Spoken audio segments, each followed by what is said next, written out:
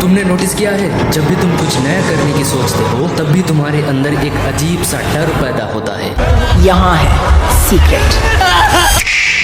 ये डर बाहर से नहीं आता, ये तुम्हारे दिमाग के अंदर साइलेंटली एक्टिव होता है एक ट्रिगर के रूप में, जिससे तुम्हारे ही न्यूरॉन्स तुम्हारे ही खिलाफ तुम्हारे कॉन्फिडेंस को काटने लगता है।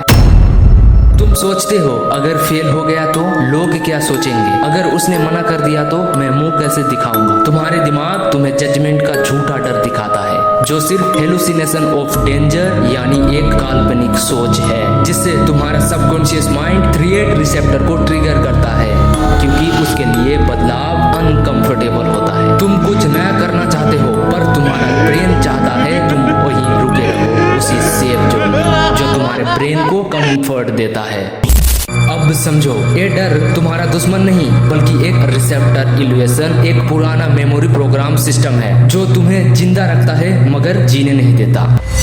अब वक्त है इस सिस्टम को तोड़ने का। रिएक्टिव कंट्रोल को ऑन करके परसेप्शन को ऑन करो, यानी जब भी तुम कुछ नया करने का सोचो तुम खुद से क्लैमली कहो, ये मेरे लिए इजी है, इसे मैं कर सकता हूँ, जिससे तुम्हारा माइंड उस सोच का पॉजिटिव और नेगेटिव थॉट को तुम्हारे दिमाग में रिकॉल करने लगेगा, और यही असली गेम चालू होता है। तब भी तुम उस थॉट को डीपली इमेजिन करो पॉजिटिव वाइब्स में कि कैसे मैं इस चीज को कर सकता हूँ। इमेजिन करो कि मैंने इसे अचीव कर लिया, जिससे तुम्हारा माइंड उस चीज को करने के लिए तुम्हें हाई एनर्जी बूस्ट करेगा।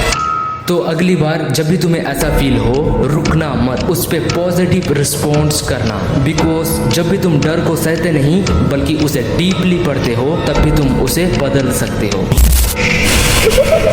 अब ध्यान से सुनो। शायद ये हमारी आखिरी मुलाकात हो, इसलिए अब भी जुड़ो माइंड फोम से और सीखो ऐसा ही माइंड कंट्रोलिंग थॉट्स जो दुनिया को चलाती है।